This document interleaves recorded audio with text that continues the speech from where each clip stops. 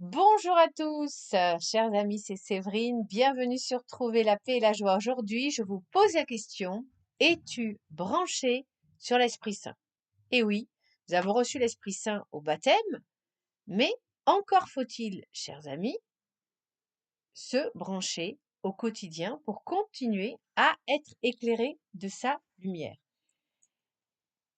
Trop souvent, nous sommes dans un monde où on entend parler de prophéties, de personnes qui ont des charismes incroyables. Enfin, il y a beaucoup de sensationnalisme et il est très facile de s'égarer. Alors, petit conseil du Christ, n'allez pas chercher Jésus ailleurs qu'au-dedans de vous-même. Par le baptême, vous avez reçu le Saint-Esprit, donc vous avez reçu le Christ, puisque la Sainte Trinité effectivement, est toujours ensemble, Père, Fils et Saint-Esprit. Donc le Christ est en vous. Il ne faut pas aller le chercher ailleurs. Est-ce que vous êtes dans une période d'obscurité intérieure? Pas facile toujours de discerner quand on est dans l'obscurité, mais voici quelques éléments qui pourraient vous éclairer. Eh bien, quand on est dans l'obscurité intérieure, au lieu d'être branché sur le Saint-Esprit et sa lumière de vérité, on a une foi qui est défaillante, voire inexistante. On a une faiblesse dans les tentations. Chaque être humain a ses propres tentations et on y retombe très facilement. Et on a une propension à toutes sortes de péchés, que sont l'orgueil, l'égoïsme, l'impureté, la concupiscence. Alors déjà, on va s'arrêter là. Je ne sais pas ce que vous en pensez, mais il me semble que si on doit parler d'une manière collective, ce sont des péchés extrêmement répandus dans nos sociétés. Orgueil, chacun veut se montrer meilleur qu'il n'est. Un égoïsme absolument incroyable quand on voit des gens qui meurent de faim, tandis que dans les pays riches, on jette de la nourriture.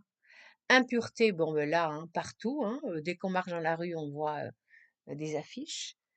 Concupiscence, voilà, le fait d'être toujours, dans la convoitise, vouloir ce que les autres ont, donc ça peut être, la concupiscence de la chair, la concupiscence matérielle, l'adultère, le mensonge, la corruption, malhonnêteté.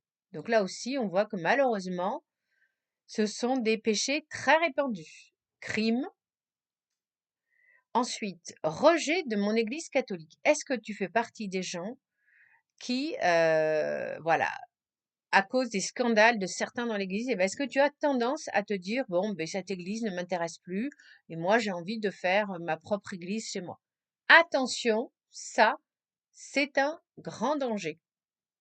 C'est-à-dire que là, on se coupe du Saint-Esprit quand on commence à dire, oui, je n'ai plus besoin d'aller à l'église me déçoit. Bien sûr qu'il y a des comportements inadmissibles et ils ont été dénoncés peut-être tardivement, mais ils ont été dénoncés et désormais l'Église sera beaucoup plus vigilante pour éviter que cela ne se reproduise. Mais dans quelque groupe humain que l'on aille, il y a toujours des brebis galeuses. Et est-ce qu'on doit pour autant rejeter toute l'Église à cause de certains? Non, car l'Église est sainte, elle a été créée par Jésus-Christ. L'Église catholique, c'est l'Église apostolique. Donc, on ne peut pas la rejeter à cause de la faute de certains. Par contre, on doit prier. Voilà, on doit prier pour justement la conversion de ceux qui, au sein de l'Église, cherchent à la détruire par leur comportement impur. Autre exemple qu'on est dans une obscurité spirituelle, l'abandon des sacrements. Quand t'es-tu confessé pour la dernière fois? Le fait de ne pas avoir envie de se confesser, ou de ne pas l'avoir fait est un signe qu'on est dans une obscurité spirituelle. La confession fait partie des sacrements obligatoires, comme le fait de recevoir la communion à la messe. Et évidemment, avant de recevoir la communion, on doit se confesser. Alors évidemment, pas à chaque communion, mais en tout cas, on doit se confesser au moins 2 fois par an, à Noël et à Pâques. Et je ne comprends pas comment il y a. L'autre jour, je discutais avec une personne qui pourtant est très impliquée dans l'Église. Eh bien, cette personne me confessait, entre guillemets, qu'elle n'était pas allée se confesser depuis 10 ans. Comment est-ce possible? Comment peut-on être au service de l'Église si on n'est pas soi-même en état de grâce? Nous commettons, frères et sœurs, tous des péchés, tous les êtres humains. Voilà. Donc, il n'y a pas à se dire qu'on est au-dessus, en dessous des autres. Nous sommes tous pécheurs. Et c'est pour ça que Jésus nous a institué ce merveilleux sacrement de réconciliation. Quand on va se confesser, on se décharge d'un fardeau, Jésus nous prend dans ses bras et je peux vous assurer qu'on se sent beaucoup mieux. Et c'est comme ça qu'on avance avec la confession. Donc si tu ne t'es pas confessé depuis longtemps, vas-y sans crainte. Commence à réfléchir à la liste de tous tes péchés et puis vas-y sans crainte, car Jésus l'a dit, que l'âme la plus rougie par le péché n'ait pas peur de s'approcher de moi, je la rendrai plus blanche que neige. Donc si tu regrettes tes péchés, Jésus va te pardonner et il te lavera. Voilà, il te lavera avec ce sang qu'il a versé pour toi personnellement sur la croix. Donc n'aie pas peur d'aller te confesser, nous en avons absolument tous besoin. Autre signe qu'on est dans une obscurité spirituelle, donc j'avais dit l'abandon des sacrements et parallèlement une fascination pour l'ésotérisme, l'occultisme. Allez, on va aller voir, tiens, ce qu'on entend dire, parce qu'on voit énormément de vidéos sur Internet, sur YouTube. Donc, il faut faire très attention. Essayez, dans vos moteurs de recherche, de choisir des thèmes, tapez chrétien, tapez catholique, pour éviter qu'on vous envoie vers de l'ésotérisme, de la voyance, de l'occultisme, et qu'un jour de faiblesse vous tombiez dedans. Vraiment, on évite tout ça. Le syncrétisme religieux, c'est-à-dire que bon, alors toutes les religions se valent, on essaye de prendre un peu de ceci, on mélange tout. Non et non. Il n'y a qu'une seule vraie religion, c'est la religion catholique. Point final. Et enfin, une fascination pour les enseignements hérétiques, c'est-à-dire que des personnes qui sont au sein de l'Église et qui véhiculent des choses comme par exemple, on commence à parler un petit peu de, par exemple, quelque chose qui est arrivé beaucoup avec un livre diabolique qui s'appelle Da Vinci Code, où un écrivain, un certain Dan Brown, partait d'une espèce de fantasme très répandu, comme quoi Jésus aurait eu une relation amoureuse avec Marie-Madeleine, avec qui il aurait eu des enfants. Et ça, c'est catastrophique, c'est de l'hérétisme total. Et à partir de là, on a des chrétiens qui se posent la question, des gens qui sont baptisés. Mais bien souvent, ceux-là ne vont pas à la messe tous les dimanches. Parce que quand on pratique les sacrements, on sait que tout ceci sont des hérésies qui ont été lancées par des individus qui sont inspirés certainement soit par leur propre mauvais instinct, soit par le diable lui-même. Donc voilà, attention, êtes-vous dans l'obscurité intérieure, chers amis? Ou au contraire, donc là on était du côté de la face obscure, ou au contraire, êtes-vous branché sur l'Esprit Saint? Alors, après avoir vu les signes comme quoi on est dans l'obscurité spirituelle, voici maintenant les signes que l'on est branché sur l'Esprit Saint, que l'Esprit Saint est en nous. Eh bien, on le voit tout simplement parce que on grandit en sagesse, on devient plus fervent dans la prière, on prie de plus en plus et ça devient de plus en plus un plaisir. On se force de moins en moins à le faire. On est beaucoup plus assidu à la Sainte Messe, c'est-à-dire que on y va tous les dimanches avec plaisir et même on se rajoute une ou deux autres messes dans la semaine. On est également assidu à l'adoration. Mettez-vous à l'adoration, c'est un véritable plaisir. J'ai fait un petit short là-dessus. Je vous invite à le regarder. Et on est évidemment assidu aux lectures spirituelles et non pas aux magazines à scandale. On a envie vraiment de se nourrir. On prend plaisir à respecter ses commandements. On acquiert plus d'amour et de compassion vers notre prochain, c'est-à-dire que l'on veut que notre prochain, eh bien, il aille au paradis. Donc, on a envie de tout faire pour l'aider. Voilà, dans ce sens. On offre à Jésus volontiers des aumônes et des sacrifices qu'on unit à sa croix pour la conversion des pécheurs et le salut des âmes. Voilà, celui qui fait cela, eh bien, il a l'Esprit Saint. Il appartient au Christ et il n'appartient pas au monde. Il fait partie des justes et c'est l'Esprit de Jésus, parce que l'Esprit Saint, c'est l'Esprit de Dieu, eh bien, c'est l'Esprit de Jésus qui le fait vivre. Voilà. Donc, évidemment, quand on essaye de s'élever, il faut faire attention parce qu'il y en a un qui va pas du tout aimer ça. C'est Satan. Et souvent, quand on constate comme ça qu'on est dans une période très spirituelle, alors au début, tout va bien, on est sur un petit nuage, et puis après, on va rencontrer des obstacles. Parce que lui, Satan, ça va le rendre dingue.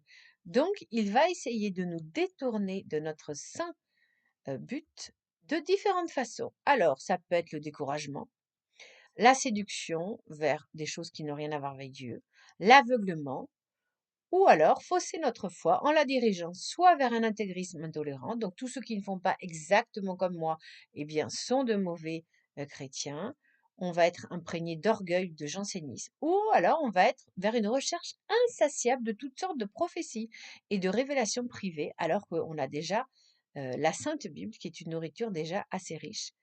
Et ces prophéties et ces révélations privées certaines peuvent être tout à fait vraies, mais il faut l'exercer avec un discernement. C'est-à-dire, il faut voir ce que l'Église en dit. Si l'Église approuve, voire même recommande, on peut y aller. Si l'Église ne dit rien de favorable, on n'y va pas.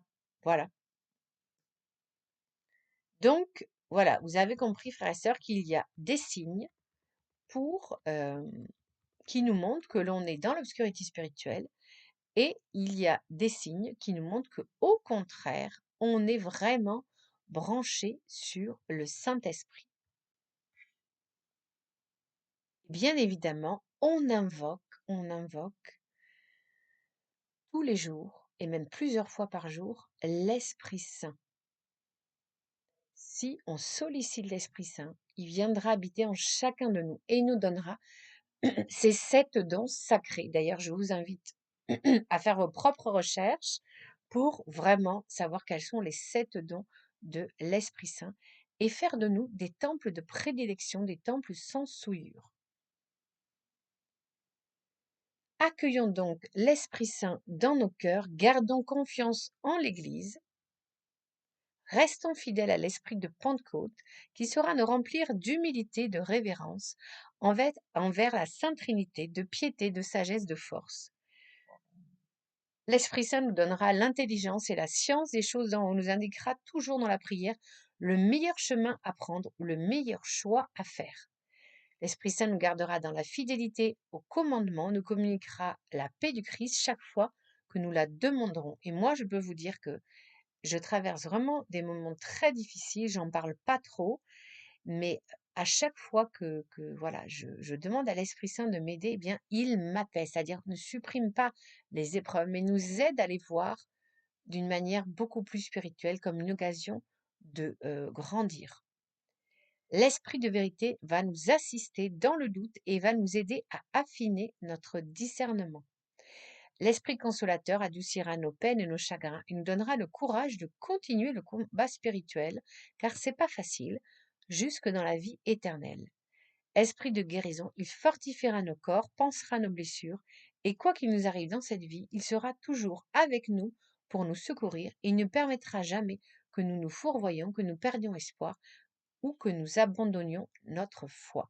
Voilà, donc j'espère, frères et sœurs, que ce podcast vous aura inspiré. Tout ce que je vous dis ne vient absolument pas de moi. Il vient évidemment du Christ lui-même. Et je me suis inspirée des messages du ciel. Donc les messages du ciel, j'en avais déjà parlé.